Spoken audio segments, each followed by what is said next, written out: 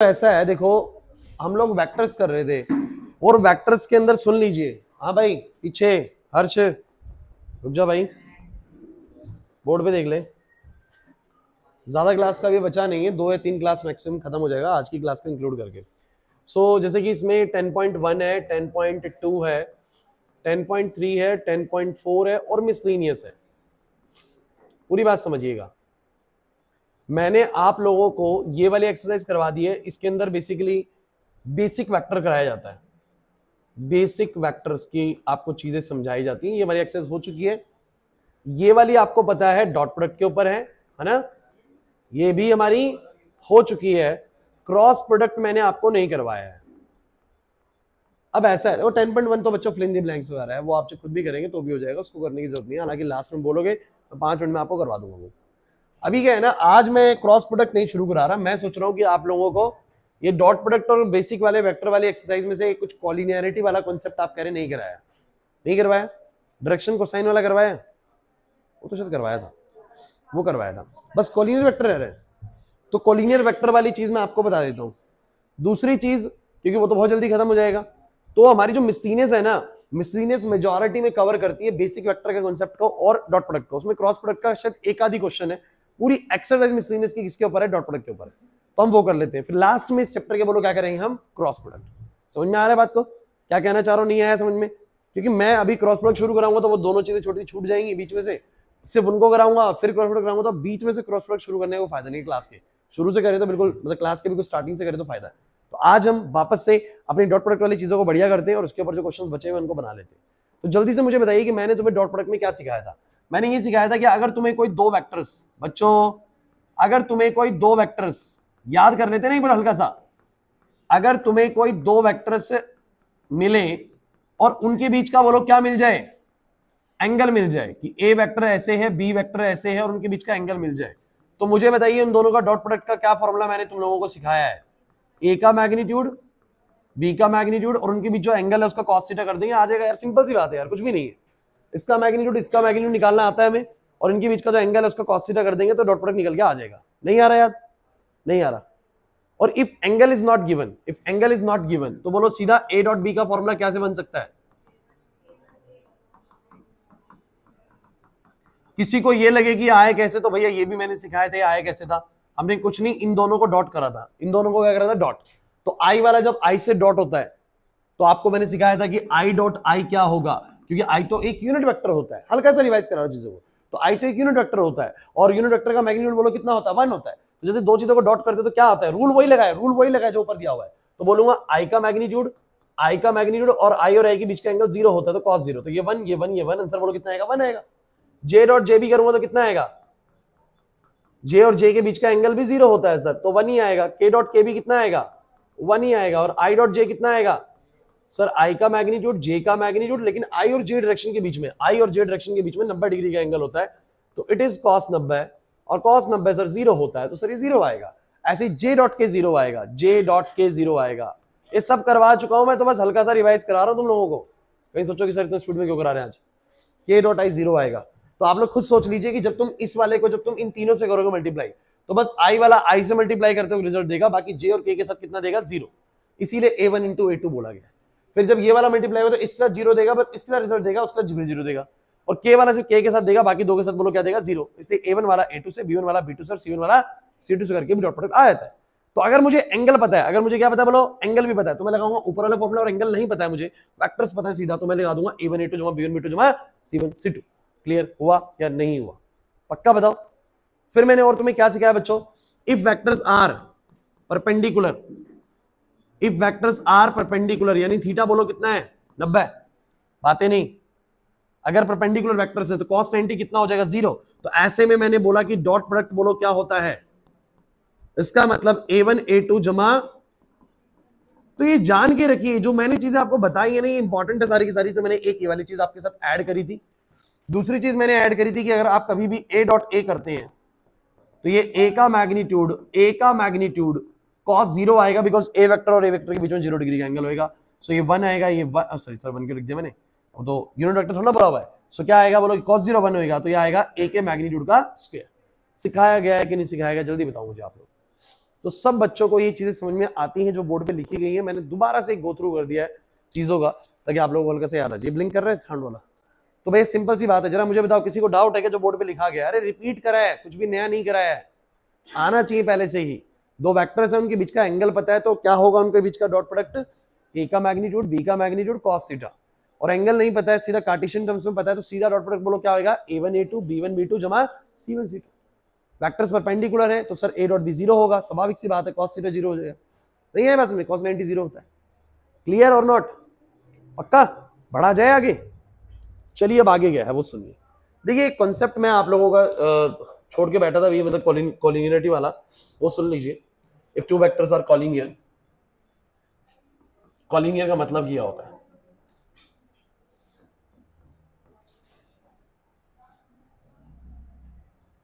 देखिए क्या होता है, जैसे कि मान लीजिए कॉलिनियर मतलब एक ही लाइन पे, एक ही लाइन पे। अब लाइन मान लो ऐसी है, बड़ा ही जरूरी है, ध्यान से समझिएगा, लाइन यानी ऐसी है। अब मैंने तुम लोगों को एक बात तो पक्की सिखाई है, ढंग से सुनना अगर चाहते हो कि कॉलिनियरिटी वाला कॉन्सेप्ट एक बढ़िया समझ में आ जाए। मेरे पास मान लो कि ए वेक्टर है, और मैं अगर इसको 2 टाइम्स ऑफ ए वेक्टर कर दूं, 2 से मल्टीप्लाई कर दूं वेक्टर को, तो क्या होगा जरा बताओगे? सिर्फ क्या डायरेक्शन में चेंज आएगा? अगर 2 से मल्टीप्लाई करूंगा तो वेक्टर सिर्फ और सिर्फ मैग्नीट्यूड वाइज 2 गुना बढ़ जाएगा, मैग्नीट्यूड वाइज 2 गुना बढ़ जाएगा। पक्की बात है नहीं? डायरेक्शन चेंज किसी भी वेक्टर को किसी नंबर से मल्टीप्लाई करने से कभी भी उसका डायरेक्शन चेंज नहीं होता, बस उसका मैग्नीट्यूड उतना ही गुना मल्टीप्लाई होता है। बिल्कुल आप ऐसे भी समझ सकते हैं इसको कि ये आई कैप है, तो मुझे बताओ 5 आई कैप कैसा होता है? 5 आई कैप कैसा होता है? 5 आई कैप इसी एक्स डायरेक्शन में होता है, इसी एक्स डायरेक्शन में होता है, बस आई कैप से 5 गुना बड़ा होता है, आई कैप से 5 गुना बड़ा होता है। So when you multiplied, so when you multiplied any vector by any number, its direction does not change, इसकी डायरेक्शन चेंज नहीं हो रही है। पॉजिटिव नंबर से मल्टीप्लाई करो, डायरेक्शन चेंज नहीं हो रही है, डायरेक्शन चेंज नहीं हो रही है, बस उसका मैग्नीट्यूड कुछ गुना हो जा रहा है। लेकिन मुझे तुम बताओ, क्या वो लाइन पे नहीं रहते? लाइन पे रहते। अरे एक ही लाइन पे तो आएंगे दोनों के दोनों, दोनों के दोनों एक ही तो लाइन पे आएंगे। मतलब मैं बोलूं ए वेक्टर हो और 2a वेक्टर हो, तो 2a वेक्टर भी इसी लाइन पे आएगा, पैरेलल है ना। पैरेलल तो मतलब कॉलिनियर बोले जा सकते, समझे नहीं मेरी बात को?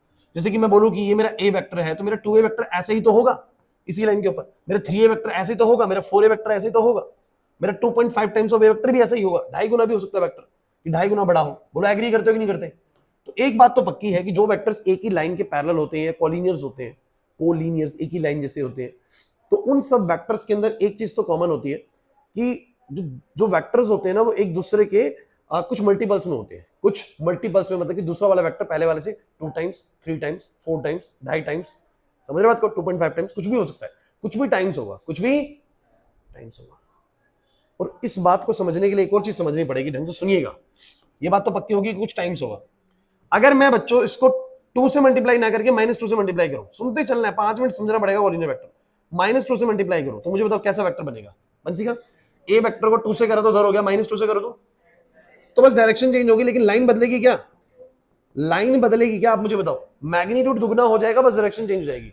जैसे कि आई कैप इस तरफ होता है, माइनस आई कैप इस तरफ होता है, लेकिन कोई ये नहीं बोल सकता कि एक लाइन पे नहीं होते। आई कैप भी सेम लाइन पे है, 5 आई कैप भी सेम लाइन पे है, माइनस आई कैप भी सेम लाइन पे है, -5 आई कैप भी सेम लाइन पे। मतलब अगर कोई वेक्टर सेम लाइन पर है तो वो बस एक बात तो पक्की है कि एक दूसरे से कुछ गुना में होंगे, 2 गुना, 3 गुना, 4 गुना, -5 गुना, -6 गुना, -3 गुना, ऐसे कुछ होंगे। क्लियर हुआ या नहीं हुआ?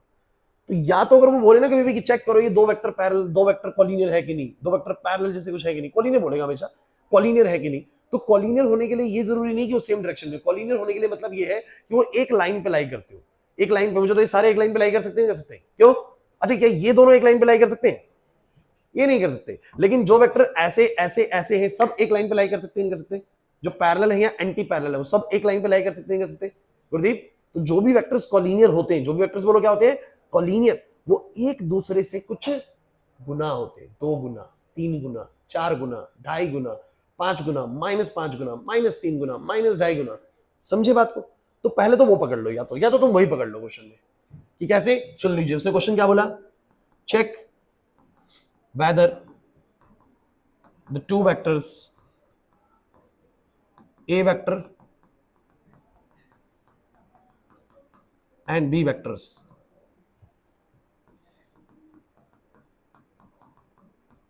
are collinear or not, are collinear or not। बताओ क्या ये कॉलिनियर है? तो मैंने बड़ा ध्यान से इसको ऑब्जर्व किया और मुझे पता लगा कि जो मेरा बी वेक्टर है वो इस ए वेक्टर के साथ अगर ध्यान से इसको रिलेट करके देखा जाए तो देखिए जरा, बी वेक्टर ए से ए की टर्म्स में लिखा जा सकता है। बोलो कैसे लिखा जा सकता है? तो ये 15i जमा में 9j जमा में 3k है। बताओ क्या आएगा? 5 कॉमन आ जाएगा, सॉरी 3 कॉमन आ जाएगा, अंदर बचेगा 5i प्लस में 3j प्लस में k। बोलो कितना आ गया? तो मेरा बी वेक्टर लिखा जा सकता है 3 टाइम्स ऑफ ए वेक्टर। अगर कोई वेक्टर ऐसा लिखा जा सकता है दूसरे के टर्म्स में कि कुछ गुना करके ही आया हुआ है, कुछ गुना करके ही आया हुआ है, इसका मतलब गारंटीड वो एक ही लाइन पे लाई कर रही होगी, बस मैग्नीट्यूड वाइज 3 गुना बड़ा होगा। दक्ष नहीं है ये बात समझ में? If a vector can be written in the terms of the other vector, अगर कोई भी वेक्टर ऐसा लिखा जा सकता है, सुन लीजिए कॉलिनियर की बड़ी सिंपल सी बात है। अगर कोई बोल रहा है ना कि दो वेक्टर्स कॉलिनियर है, तो ध्यान रखिएगा एक वेक्टर दूसरे वेक्टर से कुछ लैम्डा गुना करके लिखा जा रहा होगा। लैम्डा यहाँ पर क्या हो सकता है? पॉजिटिव भी और नेगेटिव भी। मतलब ये लैम्डा 2, 3, 4, मतलब कि बी वेक्टर 2 टाइम्स ए वेक्टर से, 3 टाइम्स ए वेक्टर से, 4 टाइम्स ए वेक्टर से, 2.5 टाइम्स ए वेक्टर से। बोलो हर सूरत हाल में वो सेम लाइन पे लाई करेंगे कि नहीं करेंगे? मेरा बस आपसे ये सवाल है कि जब मैं किसी वेक्टर को 2 या 3 या 4 से मल्टीप्लाई करता हूं, क्या उसका डायरेक्शन चेंज होता है क्या? तो डायरेक्शन चेंज ही नहीं होता तो इसका मतलब एक ही लाइन पे रहेंगे वो। तो अगर कोई वेक्टर दूसरे वाले से कुछ गुना करके दिख रहा है आप लोगों को, 3 गुना करके दिख रहा है, इसका मतलब वो सेम ही लाइन पे है। कैसी लाइन पे? बोलो सेम ही लाइन पे। 3 गुना करके दिख रहा है, 4 गुना करके दिख रहा है, 5 गुना करके दिख रहा है, तो कॉलिनियर है। और मैं अगर माइनस गुना करके भी दिख रहा है, प्रिंस -2 टाइम्स दिख रहा है, -3 टाइम्स दिख रहा है, तो भी सर वो सेम ही लाइन पे है, बस अपोजिट डायरेक्शन में। कॉलिनियर को डायरेक्शन से मतलब नहीं होता, उसको बस होता है कि सेम लाइन पे है कि नहीं। तो सर माइनस से भी गुना करूंगा तो भी सेम लाइन पे होगा। नहीं है बस में? तो एक बात दिमाग में छाप लो, एक वेक्टर जब दूसरे वेक्टर से कुछ गुना करके लिखा जा रहा हो तो वो क्या होंगे? कॉलिनियर होंगे। क्या होंगे? अब आप कहोगे सर हर एक को लिख सकते हैं। अब सोचना जरा, अगर ये 3 के ना होके ये 2 के होता तो क्या तुम इसको लिख पाते उसकी टर्म्स में? करके देख लो, कुछ भी कोशिश कर लो, 3 कॉमन ही नहीं निकलेगा। क्योंकि 3 निकाल लेंगे सर, कॉमन जबरदस्ती निकाल लेंगे, नीचे 3 से डिवाइड कर देंगे, फिर भी तो वो बनेगा नहीं ना ये वेक्टर। तो ये वाला वेक्टर उसकी टर्म्स में लिखा ही नहीं जा सकता। इसका मतलब ये वेक्टर पैरेलल या एंटी पैरेलल नहीं है, मतलब कॉलिनियर है ही नहीं। कोई वेक्टर दूसरे के टर्म्स में लिखा जा सकता है ना, 2 time 3 time 4 time -4 time -3 time करके, तो ही वो कॉलिनियर, अदरवाइज कॉलिनियर। तो एक तरीका तो ये होता है। समझ आया या नहीं आया जल्दी बताओ। आ गया? सेकंड तरीका सुनिए, सेकंड तरीका और भी बढ़िया है। वो क्या कहता है? कहता है कि भाई देखो मेरे पास मान लो कि एक ए वेक्टर है, लेट ए वेक्टर a1 b1 और c1, और दूसरा वेक्टर है मेरे पास a2i b2j और c2k।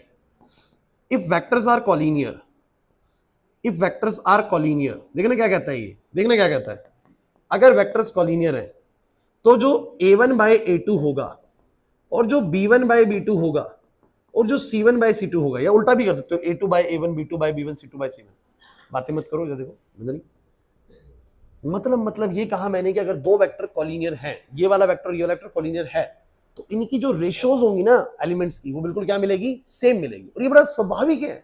अगर कोई वेक्टर किसी को दुगना करके आया है तो हर एक एलिमेंट दुगना हुआ होगा ही नहीं हुआ होगा, तो रेशियो बोलो कैसी आएगी?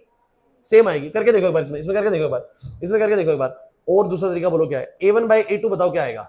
5 बाय में 15, बोलो कितना आएगा? 1 बाय 3। चाहो तो a2 बाय a1 भी कर सकते हो, आपकी इच्छा है, मर्जी है, कोई प्रॉब्लम नहीं है उसमें। b1 बाय b2 बताओ, b1 बाय b2 बताओ कितना आएगा? 3 बाय में 9, फिर 1 बाय में 3। c1 बाय c2 बताओ कितना आएगा? 1 बाय में 3। तो a1 bye a2, b1 bye b2 और c1 बाय c2 बराबर आ रहा है। इट मींस वेक्टर्स आर, अरे यार तुम्हें समझ नहीं आ रहा, नहीं आ रहा ना समझ में? नहीं आया समझ में? सर ऐसा सिर्फ तभी हो पाएगा क्योंकि जब भी वेक्टर्स एक ही डायरेक्शन में या एंटी पैरेलल होंगे तो वो एक दूसरे से कुछ टाइम्स होंगे, और जब वो एक दूसरे से कुछ टाइम्स होंगे तो उनकी जो एलिमेंट्स की रेशियो आएगी वो कैसी आएगी? सेम आएगी। अगर मान लो कि एक वेक्टर 3 गुना है तो उसका हर एक एलिमेंट उस वाले वेक्टर से कितने गुना होगा? 3 गुना होगा। तो रेशियो कितना, सबका कितना आ जाएगा? 3 आ जाएगा, 1/3 आ जाएगा। नहीं समझे मेरी बात को? -3 गुना है तो सबका रेशियो -3 के हिसाब से आ जाएगा। नहीं आया समझ में? तो कॉलिनियर होने की पहचान 2 है। बोलो क्या पहचान है? सब बच्चे लिखो मत एक बार। कॉलिनियर होने की पहचान बताओ क्या है? सर एक तो कि एक वेक्टर दूसरे वेक्टर से कुछ मल्टीपल्स टाइम करके लिखा जा रहा है, अगर चाहे वो 2 टाइम, चाहे वो 3 टाइम, चाहे वो -2 टाइम, चाहे वो -3 टाइम्स, सीधा बोल दो वो क्या है? बोलो कॉलिनियर से। क्या है बोलो? क्योंकि जब भी मैं किसी वेक्टर को किसी दूसरे नंबर से मल्टीप्लाई करता हूं, 2 या 3 या 4 से, तो वो सेम लाइन पे रहता है। माइनस से भी करूंगा तो भी सेम लाइन पे रहता है, लाइन सेम रहती है। कि मेरा अगर ये ए वेक्टर है, अगर मेरा ये ए वेक्टर है तो 2 से करने पर सेम लाइन रहेगी, 3 से करने पे भी सेम लाइन रहेगी, -2 से करने पे भी सेम लाइन रहेगी। सर लाइन नहीं बदलेगी, इसका मतलब वो क्या है? कॉलिनियर है। सारे वेक्टर कॉलिनियर है। तो एक वेक्टर दूसरे से कुछ टाइम्स करके लिखा जा रहा है, इसका मतलब वेक्टर कॉलिनियर है। दूसरी बात, जब वो कुछ टाइम्स करके लिखा ही जा रहा है, इसका मतलब जो उसके एलिमेंट्स होंगे उस दूसरे वाले वेक्टर से हमेशा कुछ प्रोपोर्शनल होंगे, 3 गुना होंगे या 4 गुना होंगे, -3 गुना होंगे, -4 गुना होंगे, तो रेशियो आएगी वो कैसे आएगी, सेम आएगी। ब्रांच नहीं है बस में, सिंपल भाई, यही होते हैं कॉलिनियर वेक्टर। तो हम क्या बोलेंगे, एक तो ये कंडीशन होती है, और सेकंड बोलो क्या होती है, और करके बोल सकते हैं इसको, elements of vectors are proportional, मतलब a1 by a2, b1 by और c1 by बराबर आएगा। क्लियर हो रहा है कि नहीं हो रहा? चलिए जल्दी से निकालिए आप लोग, पहले निकालिए 10.2 के क्वेश्चंस जो कॉलिनियर वाले हैं, फिर उसका करेंगे। 10.2 का निकालो, जल्दी से निकालो, एक बुक मुझे दे दो। 10.2 कॉलिनियरिटी का कॉन्सेप्ट छूटा हुआ था बच्चों, एक ही बुक है। चलो सो गाइज, एक कॉलिनियर का क्वेश्चन दिया हुआ बीच में, 11वां आप बताओ कॉलिनियर वेक्टर है कि नहीं, बताओ 11वां क्वेश्चन, 10.2 का 11वां क्वेश्चन बताओ कॉलिनियर है कि नहीं। सर एक वेक्टर है 2i + 3j + 4k, sorry minus है, 2i - 3j + 4k, और दूसरा वेक्टर है बच्चों माइनस का 4i प्लस का 6j माइनस का 8k। कह रहा है कि ये कॉलिनियर है, ये क्या है बोलो, प्रूव करो। तो मैंने कहा देखो बहुत क्लियरली दिख गया मुझे तो कि जो बी वेक्टर है अगर उसमें से 2 कॉमन ले लो, -2 कॉमन ले लो, क्या ले लो, हाँ भाई इधर नंदनी -2 कॉमन ले लो, तो क्या बचेगा बताओ जरा, 2i माइनस का 3j और प्लस का 4k ना बच्चों। सो ये लिखा जाएगा -2 टाइम्स ऑफ ए वेक्टर। और अगर कोई वेक्टर दूसरे वेक्टर से कुछ टाइम्स करके लिखा जा रहा है, चाहे वो पॉजिटिव टाइम्स करके, चाहे वो, देखो कॉलिनियर को डायरेक्शन से मतलब नहीं होता, उसका होता है एक लाइन पे होना चाहिए। कोलिनी का मतलब क्या होता है, लाइन पे होना चाहिए, चाहे ऐसे हो चाहे ऐसे हो, एक ही लाइन पे। तो ए वेक्टर जिस लाइन पे होगा -2a वेक्टर भी उसी लाइन पर होगा। नहीं समझे मेरी बात को? ए वेक्टर अगर इस लाइन पर है तो -2a वेक्टर इसी की लाइन पे ही है, बस अपोजिट दिशा में है तो उसी लाइन पे ही। लाइन तो दोनों तरफ होती है, नहीं आ रहा समझ में? तो मुझे बताओ ऐसा लिखने का मतलब वेक्टर्स बोलो क्या है, collinear. It means vectors are, बच्चों बोर्ड पे वेक्टर्स आर। दूसरी बात एक और तरीका बोलो क्या बन रहा था, a1 by a2 बताओ कितना आ रहा है, 2 by -4 यानी -2। b1 by b2 बताओ -3 by 6 यानी -1/2, और c1 by c2 तो -1/2। पीछे बातें क्या होना शुरू होगी भाई, it means vectors are collinear. पक्का? ये दोनों में से कोई भी तरीका आप चूज कर सकते हैं एग्जाम के लिए। इसके बाद आ जाओ 19वें क्वेश्चन पे, क्योंकि यही बचे हुए तो 2, 18वां अभी नहीं करना है, वो ट्रायंगुलर लॉ है, लॉ तो आपको बताया नहीं है अभी, तो वो छोड़ के रखना है फिलहाल, अभी छोड़ के रखना लास्ट तक। तो 19वां जो कॉलिनियर का क्वेश्चन है, अभी जो 19वां है ना बच्चों, इसका आंसर दिया हुआ पीछे गलत, कुछ बुक में एक आध में सही हो सकता है, बाकी में सब में गलत है। क्वेश्चन पढ़ते हैं, हम आंसर खुद बनाएंगे अपना, इसका आंसर गलत दिया हुआ बच्चों। चलो क्वेश्चन पढ़ते हैं क्या दिया हुआ है, सुनो सभी बच्चे, आपसे पूछूंगा मत देखो आंसर पीछे, रिया आंसर मत देखो, अभी पहले आप बताना क्या आंसर है। कह रहा है कि ए वेक्टर एक वेक्टर है, दूसरा बी वेक्टर है, ये दोनों वेक्टर्स कॉलिनियर है। मैं आप सबसे आंसर चाहता हूं इसका, ये दोनों वेक्टर्स कॉलिनियर है, तो इनमें से कौन सी बात इनकरेक्ट है? करेक्ट नहीं पूछ रहा, कौन सी बात, चलो आप करेक्ट ढूंढ लो, जो करेक्ट नहीं मतलब करेक्ट के अलावा बच जाएगी वो सारी इनकरेक्ट है। चलिए ए वाला मुझे बताइए करेक्ट है या इनकरेक्ट है। अगर ये दो कॉलिनियर है तो कह रहा है कि बी वेक्टर ए वेक्टर से कुछ लैम्डा टाइम्स लिखा जा सकता होगा, करेक्ट है? ऑप्शन ए करेक्ट लग रहा है आप लोगों को, तो मुझे तो सर करेक्ट लग रहा है ऑप्शन ए, कि सर ऐसा होता है कि अगर वेक्टर कॉलिनियर होता है एक दूसरे कुछ टाइम्स लिखे जाते हैं। दूसरा वाला लिखता है, बी वाला लिखता है कि हमारा जो बी ए वेक्टर है वो बी वेक्टर के बराबर भी हो सकता है, प्लस में भी और माइनस टाइम्स भी। क्या सही लिख रहा है ये? गलत है। तुम किसी वेक्टर को, ये जो ए बराबर में उसने बी लिखा, ये 1 टाइम्स ऑफ बी वेक्टर तो है, लैम्डा की वैल्यू 1 नहीं हो सकती क्या? लैम्डा की वैल्यू 1 नहीं हो सकती? अरे जरूरी थोड़ा है कि ये वाला ही उसकी टर्म्स में लिखा जाए। सुमित चेतन खूब बातों में लगे हुए, मैं कंप्लेन कर दूंगा घर पे इस चीज की, हंसी मजाक चल रहा है, कुछ ना कुछ बात चल रही है, नहीं चल रही है, झूठ मत बोलो चेतन। हंस के इतनी खुशी हो रही है कॉलिनियर वेक्टर डिस्कस करते वक्त। तो एक वेक्टर दूसरे वेक्टर से कुछ, थोड़ा गैप करो इधर जाओ, थोड़ा सा गैप कर लो, सीरियस हो जाओ, टाइम नहीं है उतना आप लोगों के पास। लेकिन मानिए आप लोगों के पास दिसंबर है, जनवरी है, फरवरी निकलेगा बहुत स्पीड में, पेपर चल रहे होंगे उस समय पे, साइंस वालों के तो खास करके उस समय थोड़े से लेट शुरू हुए कॉमर्स वालों के, लेकिन साइंस वालों के चल रहे हैं। साइंस वाले तो फिजिक्स केमिस्ट्री दे देंगे फरवरी के अंदर ही, कॉमर्स वालों के पास फिर भी थोड़ा सा एक्स्ट्रा टाइम है, ज्यादा आपके पास भी नहीं है, समझे। तो बहुत ज्यादा समय बचा नहीं है, हमें इस ड्यूरेशन के अंदर रिवीजन भी करना है, पूरे 13 चैप्टर रिवाइज करने फिर से, और मैं करवाता हूँ हर साल, पूरे 13 के 13 चैप्टर रिवाइज होते हैं विद सम एक्स्ट्रा क्वेश्चंस। तो बहुत बढ़िया तैयारी होती है हमारी। लेकिन अभी आप लोगों को जो थोड़ा सा ना उसके लिए सीरियस होना पड़ेगा। यहाँ सर हम तैयार हैं, हम घंटों घंटों पढ़ने के लिए तैयार हैं, सुबह बुलाओगे 2 घंटे भी आ जाएंगे, कोई दिक्कत नहीं है। लेकिन आपको अब थोड़ा सा सीरियस होना पड़ेगा उस चीज के लिए। 2 महीने सीरियस हो जाओ, मैथ्स में बहुत अच्छा रिजल्ट आता है बच्चों। आपको बस थोड़ा सा सीरियस होकर पढ़ना पड़ेगा। चीजें पूरी एनसीईआरटी वाली आने वाली है, हर साल एनसीईआरटी वाली आ रही है। तो मुझे तुम ये बताओ कि जैसे बी वेक्टर लिखा है लैम्डा टाइम्स ऑफ वेक्टर, तो ए वेक्टर भी तो लिखा है lambda times of B vector. यार जरूरी थोड़ा कि वो उसके टाइम्स हो, कोई किसी के टाइम्स लिखा सकता है। तो लैम्डा की वैल्यू +1 भी हो सकती है और -1 भी हो सकती है, सिंपल सी बात है। तो ये ऑप्शन भी मेरे को क्या जा रहा है, करेक्ट जा रहा है। समझे नहीं मेरी बात को? अरे नहीं समझे यार, आपको बोलता 2 टाइम हो 3 टाइम हो -2 टाइम -3 टाइम, तो 1 टाइम हो -1 टाइम हो तो भी तो बात ठीक है ना। तो ए वेक्टर बी वेक्टर के बराबर हो या A vector minus times of B vector हो, बोलो क्या होंगे, क्या होंगे, कॉलिनियर होंगे। जैसे आई कैप हो माइनस आई कैप हो, होगा कॉलिनियर सर। अच्छा बताओ जरा, तो ये भी मेरे को लगता है कॉलिनियर वाली बात ठीक है। सी ऑप्शन बताओ।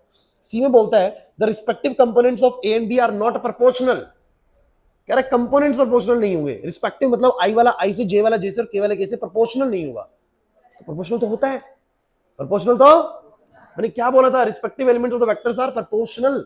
और ये कह रहा है प्रोपोर्शनल नहीं होता, एलिमेंट्स आर नॉट प्रोपोर्शनल लिख रहा है, एलिमेंट्स आर नॉट प्रोपोर्शनल। तो मैं कह रहा हूं यही बात गलत है, यही बात बोलो क्या है। तो अभी देखो क्वेश्चन थोड़ा सा हमारा ऐसा है कि इसने बोला कि इनकरेक्ट कौन सा है, इनकरेक्ट कौन सा है। तो मैंने कहा ये इनकरेक्ट है, ये वाला इनकरेक्ट है। कॉलिनियर वेक्टर के लिए ये वाली बात तो इनकरेक्ट है, ये वाली करेक्ट है, ये वाली करेक्ट है। अच्छा डी ऑप्शन बताओ क्या है, कि both vector A and B have the same direction but different magnitude. क्या सेम डायरेक्शन होना जरूरी है? कॉलिनियर होने के लिए सेम डायरेक्शन होना जरूरी है? यार एक वेक्टर अगर दूसरे से -2 टाइम्स है तो वो सेम डायरेक्शन में नहीं है, सेम डायरेक्शन में नहीं है, बट फिर भी कॉलिनियर है। आई कैप और माइनस आई कैप कॉलिनियर है कि नहीं बताओ? एक ही एक्सिस पे आते हैं, एक्स एक्सिस पे आते हैं, आई कैप भी और माइनस आई कैप कॉलिनियर है बिल्कुल, बट सेम डायरेक्शन में। तो ये वाला ऑप्शन भी क्या जा रहा है, गलत जा रहा है। तनीषा नहीं आ रही बात समझ में, ध्यान देना पड़ेगा। उसने क्या बोला, दोनों वेक्टर सेम डायरेक्शन में होंगे और मैग्नीट्यूड अलग होगा। देखो बात सही है, लेकिन सिर्फ सेम डायरेक्शन में हो ऐसा जरूरी नहीं है। कॉलिनियर वेक्टर अपोजिट डायरेक्शन में भी हो सकते हैं। कॉलिनियर का मतलब सिर्फ इतना सा होता है कि वो एक लाइन पे होने चाहिए, एक लाइन पे होनी चाहिए। वो एक इधर हो एक इधर हो तो भी वो कॉलिनियर कहे जा सकते हैं। गुरदीप नहीं आई बात समझ में? तो भैया इस हिसाब से कौन कौन सा ऑप्शन गलत जा रहा है बताओ जरा। सी और डी गलत जा रहा है, मतलब कि सी और डी आर इनकरेक्ट। सी और डी आर, अब आपके पीछे गड़बड़ दिए हुए इसके आंसर। किसी का हो सकता है किसी के में सी और डी हो, नहीं तो अदरवाइज सबके में ज्यादातर में गलत मिलेगा आंसर। तो ये आपको ठीक करना है, जो मैं बता रहा हूं यही एक्यूरेट है, ध्यान रखना। बाकी कोई भी चीज अगर आप पीछे से देखते हैं कहीं से बोल सकते हैं गलत है, वो कॉलिनियर वेक्टर्स की डेफिनेशन के अकॉर्डिंग यही 2 आंसर बन रहे हैं, ऊपर वाले 2 करेक्ट और नीचे वाला इनकरेक्ट। पीछे बीसीडी दे रहेगा, तो समझ रहे बात को, सीडी होगा बस गलत, गलत बस सीडी है, बाकी सब कुछ सही है। नहीं आया चेतन, नहीं आया समझ में? कॉलिनियर में फंसोगे तो नहीं। जल्दी से आ जाओ 10.3 पे, अरे ठीक कर लेना। 10.3 में एक क्वेश्चन था कॉलिनियर का, मैंने छुड़वा दिया था अभी आप लोगों को, 16वां। बस यही है ना, यही है ना, आ जाओ कर लेते इसको भी। कह रहे साबित करो कि ये 3 पॉइंट कॉलिनियर है, साबित करो कि ये 3 पॉइंट कॉलिनियर है एबीसी। भाई देखो कितना आसान तरीका अपनाएंगे इसको कॉलिनियर प्रूव करने का। बच्चों कह रहा है साबित करो कि 3 पॉइंट कॉलिनियर है। अच्छा एक बात बताओ, अगर ये 3 पॉइंट कॉलिनियर होंगे, एक ही लाइन पे होंगे, पक्का एक ही लाइन पे होंगे, तो जो ए बी वेक्टर है और जो ए सी वेक्टर है, ए सी वेक्टर के जो कंपोनेंट्स होंगे वो ए बी वेक्टर से प्रोपोर्शनल होंगे या फिर कुछ गुना होंगे। अगर एक ही लाइन पे, सोचो एक लाइन पे ना हो, सोचो एक लाइन पे ना हो, मतलब ए यहां हो, बी यहां हो और सी यहां हो, ए यहां, बी यहां, सी यहां, तो पक्का जो मैं ए बी निकालूंगा और जो मैं ए सी निकालूंगा वो एक दूसरे से कुछ टाइम्स नहीं मिलेंगे, कुछ और ही मामला मिलेगा। बिकॉज तभी एक वेक्टर दूसरे से कुछ टाइम्स मिलता है जब वो एक ही लाइन पे लाई कर रहे हो, है कि नहीं? बताओ जरा कि 2 टाइम मिल जाएगा, 3 टाइम मिल जाएगा, नहीं आ रही बात समझ में? तो अगर मुझे 3 पॉइंट कॉलिनियर साबित करने, 3 पॉइंट मुझे क्या साबित करने बोलो, कॉलिनियर, तो मैं उससे 2 वेक्टर बना लूंगा, एक ए बी वेक्टर और एक बोलो क्या एसी वेक्टर या बीसी वेक्टर, कुछ भी बना लो यार, एक ही लाइन पे है, आपकी इच्छा, दो वेक्टर बना लो। अगर वो दो वेक्टर एक दूसरे से ये वाली चीजें फॉलो कर रहे हैं जो कोलिनियर की होती है, तो उसका मतलब वो तीनों एक ही लाइन पे है। और अगर वो नहीं कर रहे ऐसा फॉलो, एक वेक्टर दूसरे से कुछ गुना नहीं लिखा जा रहा, तो वो कोलिनियर नहीं है। दक्ष नहीं आया ना समझ में? नहीं आया समझ में। तो मैंने एक बार ए बी वेक्टर बनाया, सब बच्चे बताओ ए बी वेक्टर क्या आएगा, बोलो ए बी वेक्टर क्या आएगा। सो 2 - 1 बोलो कितना आएगा आई कैप, 6 - 2 बोलो कितना आएगा 4j कैप, और 3 - 7 कितना आएगा माइनस का 4k कैप। ध्यान देना है, ध्यान देना है। अच्छा बोलो बोलो बोलो बोलो, एसी वेक्टर क्या आएगा, AC vector 3 - 1 2i cap, 10 - 2 8j cap, -1 - 7 minus का 8k कैप। अब जरा ध्यान से इसको ऑब्जर्व करो, तो बताओ जरा कि जो एसी वेक्टर है वो बिल्कुल 2 टाइम्स है कि नहीं, बताओ जरा। अरे यार नहीं आ रहा समझ में, 2 टाइम्स है ए बी वेक्टर के, और अगर एसी वेक्टर 2 टाइम्स है ए बी वेक्टर के, तो डेफिनेटली ये सब एक ही लाइन पे, ये सब नहीं आया समझ। अगर वो होता ना कहीं और, एसी और ए बी कहीं और होता, तो वो पक्का उसके कुछ गुना नहीं होता, वो कुछ और ही वेक्टर बन रहा होता, रिलेशन में नहीं बन पाते ऐसे। एक लाइन पे है तभी ऐसा हो सकता है। क्लियर हुआ कि नहीं हुआ? It means points are, it means point A B C are collinear. तो मुझे बताओ जो कॉन्सेप्ट हमारा छोटा हुआ था समझ में आ गया? किसी को भी डाउट है क्या कॉलिनियर के कॉन्सेप्ट को लेके? तो ये है एक्सरसाइज नंबर 10.3 का क्वेश्चन बच्चों, और इस हिसाब से हमारी 10.3 और 10.2 पूरी होती है खत्म बच्चों। क्लियर हुआ कि नहीं हुआ? अभी मैं सीरीज शुरू करूंगा, आगे समझ में? मुश्किल नहीं है, थोड़ा सा बस मेहनत करने लग जाओ आप लोग,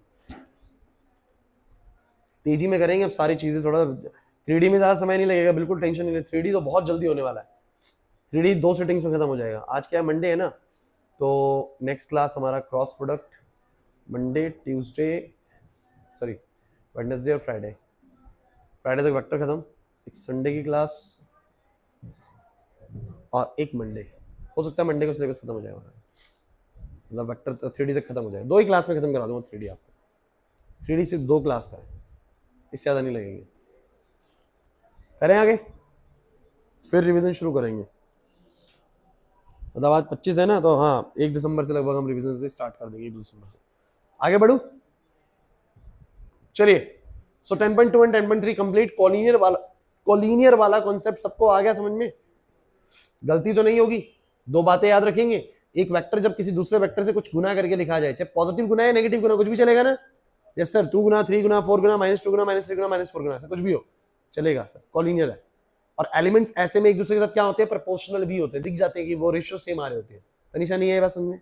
पक्का सबको क्लियर है? चलिए अब आप लोग आ जाइए मिसलिनियस पे, निकालो मिसलिनियस निकालो।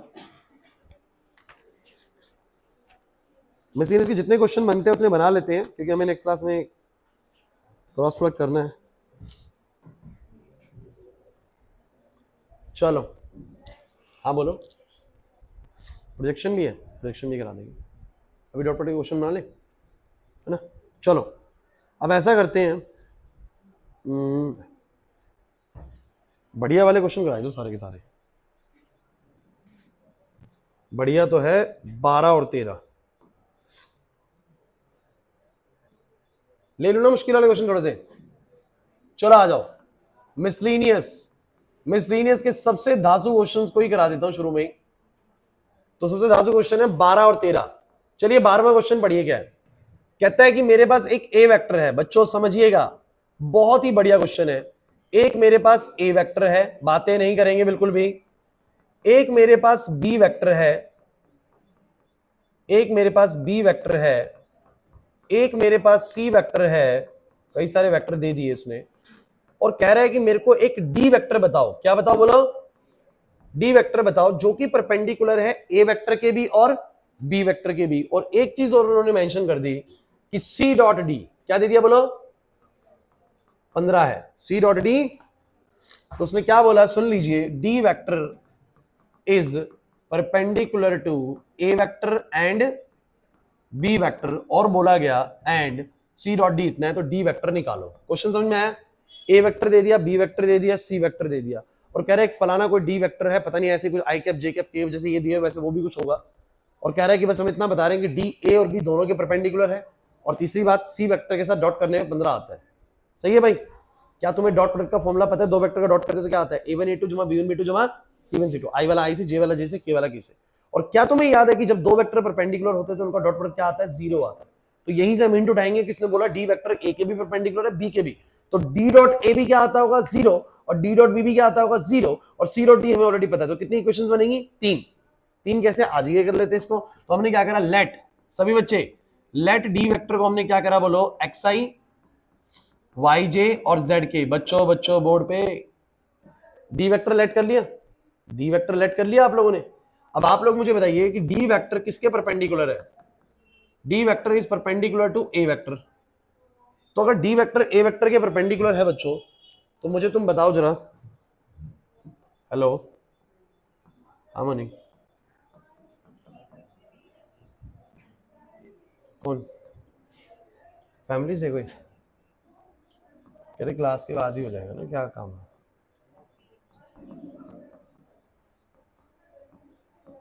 रुक जाओ मैं देखता हूं।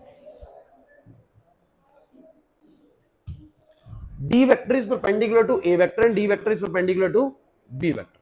तो अगर ए वेक्टर के परपेंडिकुलर तो उसके साथ डॉट प्रोडक्ट 0 होगा, बी के साथ परपेंडिकुलर तो उसके साथ भी डॉट प्रोडक्ट 0 होगा, और अगर सी डॉट डी 15 है तो इन दोनों का डॉट तो हमें वैसे ही आता है। सुन लीजिए, कुछ नहीं करना, एक छोटा सा काम करना है, बस करना है, अभी आप ट्राई करो, मैं आ रहा हूं। डी डॉट ए करोगे तो इसका डॉट उसके साथ बोलो क्या आएगा, x इंटू 1 x आएगा, y इंटू 4 4y आएगा, 2 इंटू z 2z आएगा, सम करके 0 लिख देना। अरे फिर d डॉट b कर देना, d डॉट b कर देना, और फिर c डॉट d करके 15 लिख देना। c डॉट d करके 3 इक्वेशन बनेगी x और y की। कितनी बनेगी, 3 में से। अब कैसे सॉल्व करना होता है, 2 को पिक करो फिर 2 को पिक करो, पहले तुम इक्वेशन बनाओ फिर सॉल्व मैं करवा दूंगा। नहीं है क्वेश्चन में, अरे नहीं आएगा, परपेंडिकुलर तो डॉट प्रोडक्ट 0 आएगा।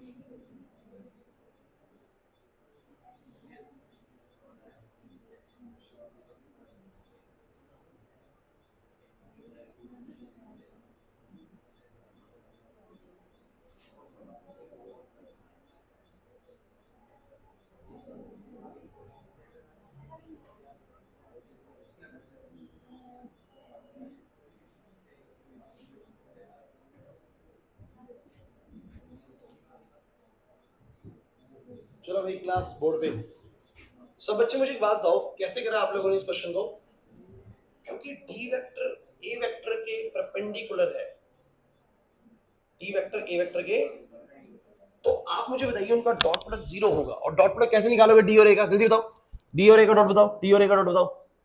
x प्लस में 4y प्लस में 2z बराबर 0, this is your first equation, this is your first equation. नहीं आया ना समझ में, कैसे बनी, सबको आगे समझ में। सेकंड बताओ कैसे बनेगी, D dot B 0, D dot B 0 3x minus का 2y 7z बराबर 0, सेकंड इक्वेशन। और सी डॉट डी बताओ, C dot D, C dot D 2x minus का y 4z बराबर 15, this is your third equation. Is there any problem? So now we have 3 equations in the terms of x and y and z, and x y z को निकल जाएगा तो मेरा D vector आ जाएगा। Question समझ में आ रहा है कि नहीं आ रहा तुम लोगों को? बड़ा सिंपल सा क्वेश्चन है। किसने बोला दोनों के परपेंडिकुलर तो इसके साथ डॉट 0 देगा, उसके साथ डॉट 0 देगा, और वो तो है ही। तो मैंने 3 इक्वेशन बना ली। अब 3 इक्वेशन को सॉल्व करना सुन लीजिए, बच्चों को नहीं आता, किन्हीं भी पहले 2 इक्वेशन को पकड़ के एक वेरिएबल एलिमिनेट कर लो। जैसे मैंने इन दोनों को पकड़ के x को उड़ा दिया, इन दोनों को पकड़ के x को उड़ा दिया, फिर किन्हीं भी 2 को पकड़ के तीसरे के साथ, मतलब तीसरे के साथ चाहे पहले पकड़ लो चाहे दूसरी को पकड़ लो, फिर x को उड़ा दो। इसको उड़ा दो, उड़ाना कैसे आज समझा देता हूं। जैसे इसमें x को अगर मुझे उड़ाना है, वो 3x है, तो इसका कोएफिशिएंट सेम करना पड़ेगा। अरे एलिमिनेशन वाला मेथड बच्चों। तो सॉल्व करेंगे 1 एंड 2 को, सॉल्व करेंगे, जरा बताओ कैसे करूंगा। 1 को मैंने 3 से गुना कर दिया, सभी बच्चे 1 को 3 से गुना करें, तो 1 को 3 से गुना करते ये आएगा, और ये वाला ऑलरेडी ऐसा है बच्चों ऑलरेडी ऐसा है, तो बताओ क्या आएगा, जल्दी बोलो। माइनस प्लस माइनस कैंसिल, बताओ कितना आएगा, 14y माइनस का z बराबर 0। Any problem? So now we have equation in the terms of y and z, y and. अब खुद सोचो, दिमाग लगाओ ना, ऐसे क्यों करते हैं। अब तीसरे के साथ किसी को भी पकड़ के मैं फिर x को उड़ा दूंगा, तो एक और y z मिल जाएगा। जब ये y और z की और वो और y z की, तो ये 10th क्लास से सिखा रहे हैं कि अगर 2 इक्वेशंस और 2 वेरिएबल हो तो उससे सॉल्व हो ही जाएगा। नहीं आ रहा समझ में? तो मैंने क्या करा, आप किसको उठाऊं, पहले और तीसरे को सॉल्व करना आसान है एज कंपेयर टू दूसरी और तीसरी को। क्यों बताओ जरा, क्यों बताओ? क्योंकि सर उसमें 3 और 2 को सर बनाना थोड़ा सा मुश्किल है, कोएफिशिएंट सेम, इनका आसानी से हो जाएगा। तो सॉल्व करो, इस बार सॉल्व करो 1 एंड 3 को।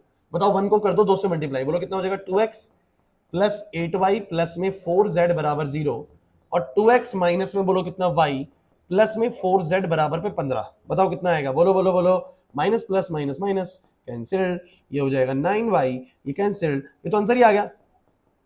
y की वैल्यू कितनी आ गई, लो भाई। वैसे जनरली जरूरी नहीं कि हर बार आ जाएगा, इस बार आ गया। अगर नहीं आता तो बोलो क्या होता, y और z में क्वेश्चन आता, y और z में। तनीषा एक और y और z की बनती है, एक और y और z की है, दोनों से y और z से y और z आते, y और z को किसी में पुट करके बोलो क्या निकाल लेता, x निकाल लेता। ये तो इत्तेफाक से x भी कट गया और क्या कट गया, z भी कट गया। तो मैं कहूंगा मेरा y आ गया, और y आ गया तो बोलो z कितना आएगा, z कितना आएगा बोलो, z कितना है बोलो 14y। तो इसको 14 से गुना कर दूंगा तो 15 को 14 से गुना करेंगे तो कितना आएगा 210, 210 बाय में 9, z आ गया 210 बाय में 9। बोलो x कितना आएगा, x कितना आएगा। और तुम्हें कुछ समझ में भी आ रहा है कि नहीं आ रहा, नहीं आ रहा ना। तो x कितना आएगा, तो x होएगा 4 टाइम्स ऑफ y, y है मेरा माइनस का 15 बाय 9 और z है मेरा 2 टाइम्स ऑफ z। बोलो कितना आ गया, बोलो x कितना आ गया। तो ये बनेगा माइनस का 60 बाय में 9 और ये बनेगा माइनस का 420 बाय 9। तो ये बनेगा x बराबर में 480 बाय 9, जिसको मैं काट सकता हूं, ये 3 पे कटेगा और ये कटेगा 160 पे 160 पे। तो x का वैल्यू 160 बाय 3, x का वैल्यू 100। तो what will be your D vector, जल्दी बोलो क्या आ गया आपका डी वेक्टर। डी वेक्टर बोलो क्या आ गया, डी वेक्टर आ गया 160 बाय में 3 आई कैप, y की वैल्यू माइनस 15 बाय 9 है तो माइनस का 15 बाय 9 जे कैप और माइनस का 210 बाय में 9 के cap. This is your D vector. Question मुश्किल लगा क्या आप लोगों को, मुश्किल लगा, समझ बताओ, आसान क्वेश्चन है बच्चों। जैसा उसने बोला हमने वैसा करा, उसने बोला परपेंडिकुलर है, मैंने डॉट प्रोडक्ट 0 कर दिया जैसे मैं जानता हूं, और एक मेरे को डॉट प्रोडक्ट दिया हुआ था, एक डॉट प्रोडक्ट दिया हुआ था, 3 इक्वेशंस बन गई, सॉल्व कर लिया, आंसर आ गया एक्स का। पक्का गुरदीप, मुश्किल लगा। Okay so next question,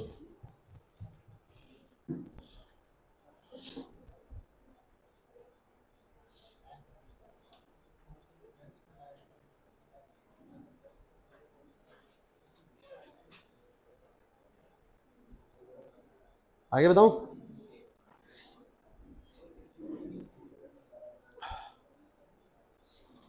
unit vector निकालना आता है, कैसे निकालते हो, एक वेक्टर को उसके मैग्नीट्यूड से डिवाइड कर दोगे तो क्या आ जाएगा, यूनिट वेक्टर।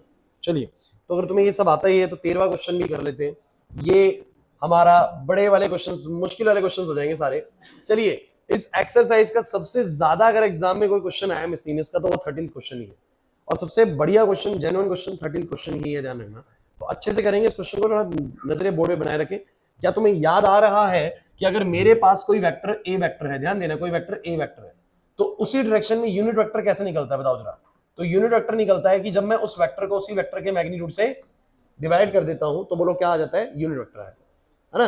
जैसे कि इस वेक्टर का मैग्नीट्यूड अगर 5 है तो एक यूनिट वाला कैसे निकलेगा इसी डायरेक्शन में, तो 5 से डिवाइड कर दूंगा। नहीं है बस इसे मल्टीप्लाई करने में बड़ा हो जाता है, डिवाइड करने में छोटा हो जाता है वेक्टर। ठीक है, करें शुरू। क्वेश्चन पढ़िए भाई, कह रहा था scalar product of this vector, एक वेक्टर दिया हुआ है उसको मैं नाम देता हूं ए वेक्टर। कह रहा है इस वेक्टर का स्केलर प्रोडक्ट, इस वेक्टर का स्केलर, स्केलर प्रोडक्ट मतलब डॉट प्रोडक्ट, मतलब क्या बोला, बोलिए मैं दूसरा नाम स्केलर प्रोडक्ट या डॉट प्रोडक्ट एक ही बात होती है। तो इस वेक्टर का डॉट प्रोडक्ट किसके साथ, with the unit vector, with the unit vector along the sum of these two vectors. इन दो वेक्टर्स के, इन दो वेक्टर्स का जो सम बनता है, इन दो वेक्टर्स का जो क्या बनता है बोलो, सम बनता है, उसका यूनिट वेक्टर, उसका मतलब कि एक मेरे पास ये वेक्टर है, ध्यान से पढ़ेंगे, एक वेक्टर मेरे पास ये वेक्टर है, इन दोनों वेक्टर का जो सम बनेगा तो एक वेक्टर तैयार हो जाएगा, उस वेक्टर का यूनिट वेक्टर, उस वेक्टर का, उसके साथ इसका डॉट प्रोडक्ट कितना आता है, 1। कितना आता है, तो कह रहा है लैम्डा बताओ। क्या कह रहा है बोलो, दोबारा सुन लो, दोबारा सुन लो क्वेश्चन, क्वेश्चन दोबारा सुनो क्योंकि क्वेश्चन इंपॉर्टेंट इसका। कह रहा है इस वेक्टर का डॉट प्रोडक्ट, इस वेक्टर का डॉट प्रोडक्ट किसके साथ, इन दोनों के सम के अलोंग, इन दोनों का सम जो होगा उसके अलोंग जो यूनिट वेक्टर, तो इन दोनों का सम पहले बताओ क्या आएगा, इन दोनों का सम आएगा बी प्लस सी, जिसको मैं एक नया नाम देता हूं डी वेक्टर। क्या नाम देता हूं बोलो, और ये जो वेक्टर आएगा ना इसका कुछ यूनिट वेक्टर भी होगा। ये जो डी वेक्टर आएगा ये जो डी वेक्टर आएगा इसका कुछ यूनिट वेक्टर भी तो होगा ना बच्चों, होगा कि नहीं होगा मुझे बताओ, होगा कि नहीं होगा? तो उस यूनिट वेक्टर के साथ जो इसका डॉट प्रोडक्ट आता है, क्योंकि ये भी वेक्टर ही होता है, ये भी वेक्टर ही है, तो वो 1 आता है। तो कह रहा लैम्डा बताओ, क्या बताओ, बोलो लैम्डा। पहले क्वेश्चन की लैंग्वेज को समझना बड़ा इंपॉर्टेंट है क्वेश्चन में। क्वेश्चन दोबारा से पढ़ो, एक बार दोबारा से पढ़ो तो सही से वर्ड टू वर्ड पढ़ना, बिल्कुल पढ़ो एक बार।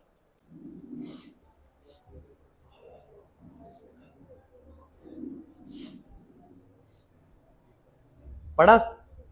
क्या दिया हुआ है? The scalar product of this vector with the unit vector, with the unit vector. किसका यूनिट वेक्टर बोलो? Along the sum of these two vectors. इन दोनों के सम के अलोंग जो वेक्टर बनेगा उसका जो यूनिट वेक्टर होगा। तो इन दोनों के सम से एक वेक्टर बनाया, उसका बोलो क्या बना? Unit vector. उस यूनिट वेक्टर के साथ इसका डॉट अगर 1 है तो लैम्डा की वैल्यू क्या होगी? लैम्डा की वैल्यू, तो मुझे सब बच्चे एक बात बताओ बच्चों, बोर्ड पे देखो सब बच्चे, एक डी वेक्टर बनाओ पहले इन दोनों के सम से, ताकि यूनिट वेक्टर निकाले। तो इन दोनों के सम से बोलो क्या आएगा सब बच्चे बताओ? 2i प्लस 4j माइनस का 5k, जब मैं जोड़ूंगा बोलो किससे? लैम्डा आई प्लस 2j प्लस 3k। तो जरा बताना कितना आएगा सब बच्चे बताओ? 2i और लैम्डा आई आ जाएगा 2 प्लस में लैम्डा आई कैप 4j और ये हो जाएगा 6j और माइनस का 2k। बोलो ये भी एक वेक्टर का रूप ले चुका है कि नहीं ले चुका बच्चों?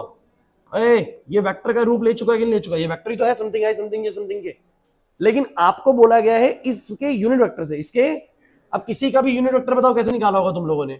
उसके वेक्टर को उसी के वेक्टर के मैग्नीट्यूड से डिवाइड करा होगा। तो वेक्टर तो हमारा ये है, सभी बच्चे बोर्ड पर, वेक्टर तो हमारा ये है, इसका मैग्नीट्यूड बताओ जरा सब बच्चे कितना आएगा? इसका मैग्नीट्यूड बताओ कितना आएगा? 2 प्लस लैम्डा का स्क्वायर, 6 का स्क्वायर और 2 का स्क्वायर, मतलब सीधा जोड़ सकता हूं अगर आप चाहें तो 36 जमा में 4। और अगर मैं एक कदम और बढ़ा लूं इसके अंदर तो बोलो क्या आएगा सब बच्चे बोलो? 2 प्लस लैम्डा आई कैप प्लस में 6j कैप माइनस का 2k कैप डिवाइडेड बाय में, थोड़ा मदद करो बोर्ड पे, लैम्डा स्क्वायर आएगा ए स्क्वायर प्लस में जब बी स्क्वायर करूंगा तो 4 आएगा, क्या आएगा बोलो? और 2ab करूंगा तो 4 लैम्डा आएगा, कितना आएगा बोलो? 4 लैम्डा। अब जो 4 आया होगा 36 और ये बोलो कितना हो जाएगा? 44। सभी बच्चे मुझे बताओ इसका यूनिट वेक्टर निकालना आएगा तुम लोगों को? नहीं आया समझ में, दक्ष नहीं आया समझ में भाई। पहले दोनों का सम करा वो लैम्डा के टर्म्स में वेक्टर बन रहा है, कुछ नहीं, कोई दिक्कत नहीं है, लैम्डा तो निकालने में। फिर उसका मैंने यूनिट वेक्टर निकाला, वो होता है ऐसे वेक्टर अपन में, उसका मैग्नीट्यूड निकल गया, यूनिट वेक्टर आ गया। अब सवाल ये था कि इस वेक्टर का इसके साथ डॉट प्रोडक्ट बनना है, सही बात है कि नहीं? नहीं आ रहा समझ में। तो मैं क्या करता हूँ, थोड़ा सा ना इसको इधर कर देता हूँ ताकि थोड़ा सा ज्यादा हमें जगह मिले इस चीज के लिए। तो ये मैंने डी वेक्टर निकाल दिया बच्चों, क्या निकाल दिया बोलो? अब हमें क्या दिया हुआ है सब बच्चे बताओ? हमें क्या दिया हुआ है? हम जानते हैं कि ए वेक्टर का डी कैप के साथ रिजल्ट 1 है, बस ये समझ रहे। अब तुम मुझे बताओ जरा, दो वेक्टर का डॉट प्रोडक्ट कैसे करते हो? बताओ कैसे करते हो? a1 a2 जमा b1 b2 जमा, तो उस वेक्टर का तुम्हें ijk पता है 1 1 1 है, मतलब एक तरीके से a1 b1 c1। इसका बोलो क्या पता है? ध्यान से सुनिएगा, जो नीचे नंबर दिया हुआ है वो 2 प्लस लैम्डा के नीचे भी है, 6 के नीचे भी है और -2 के नीचे भी। मैंने अलग अलग करके नहीं लिखा, अगर मैं अलग अलग करके लिखूं तो बनेगा ना ऐसे 2 plus lambda I divide by this, 6j divide by this, -2k divide by this. अरे नहीं आ रहा समझ में। तो जब तुम डॉट प्रोडक्ट करोगे, दिमाग लगा सुनना, भी बिल्कुल लिखना मत शुरू करना, यहाँ पर बात समझोगे बार। जब तुम डॉट प्रोडक्ट करोगे इन दोनों का तो कैसे करोगे? उसका 1 मल्टीप्लाई होगा, उसका 1 मल्टीप्लाई होगा, बताओ किससे? इस ये नंबर डिवाइड बाय ये, बोला है कि नहीं? नहीं आ रहा समझ में। फिर उसी का दूसरे वाले का 1 मल्टीप्लाई होगा, ये नंबर डिवाइड बाय दिस, फिर 1 डिवाइड होगा ये वाले से। तो सबके डिनोमिनेटर में ये चीज सेम आनी है, सबके डिनोमिनेटर में। यश मैं थोड़ा सा एक स्टेप काट रहा हूं, क्या कि जब मैं 1 को मल्टीप्लाई करूंगा इस वाले से, ये वाली चीज से, पूरी ये वाली चीज से, फिर मैं अगले 1 को करूंगा ये वाली चीज से, फिर मैं 1 को करूंगा ये वाली चीज से, तो सबके डिनोमिनेटर में तो सेम चीज आनी है ना। तो मैं क्या कर सकता हूं, बोल सकता हूं 1 इंटू में बोलो क्या? 2 प्लस लैम्डा, समझ रहे मेरी बात को? डिवाइड में एक साथ ले लूंगा मैं, और 1 इंटू में बोलो कितना बच्चों? 6, और बोलो क्या बच्चों? 1 इंटू में बोलो क्या? -2, क्योंकि सबके डिनोमिनेटर में ये आएगा तो लेटर ऑन एलसीएम लेके भी तो सबका यही आएगा ना। अगर आप बोलो तो मैं एक स्टेप बढ़ा लूंगा, मैं इस वेक्टर को बिल्कुल प्रॉपर ओपन करके लिख दूंगा, this I cap divide by this, this 6j cap divide by this, this के 2k cap divide by this, और फिर मैं जब मल्टीप्लाई करूंगा सबके नीचे अलग लिखूंगा, बाद में कहूंगा सबका डिनोमिनेटर सेम है, एलसीएम ले लो बच्चों। अरे बात तो सेम है, नहीं आई मेरी बात समझ में? तो मुझे बताओ इनका सबका कितना आ रहा है? बोलो 1 आ रहा है। अरे यही तो दिया हुआ था कि उस वेक्टर का इसके साथ डॉट 1, उस वेक्टर का इसके साथ डॉट प्रोडक्ट 1 है, तो a1 a2 जमा b1 b2 जमा c1 c2 बोलो कितना आएगा? 1। मैंने कर दिया, अब तो हो गया खत्म। ये कैसे बताओ जरा? 2 प्लस में लैम्डा प्लस में 6 में से 2 जाएगा, बोलो कितना आएगा? 4, डिवाइड बाय में, डिवाइड बाय तो क्या ही है, अब ये ले जाओ उधर सामने 1 की तरफ, ये बन जाएगा लैम्डा स्क्वायर प्लस में 4 लैम्डा प्लस 44, ये बन गया बच्चों लैम्डा प्लस 6 बराबर में ये। अब कोई सोचेगा इसको कैसे करूं सर? ऐसी सिचुएशंस में हमेशा आप लोगों को स्क्वायरिंग बोथ साइड ही करना पड़ेगा।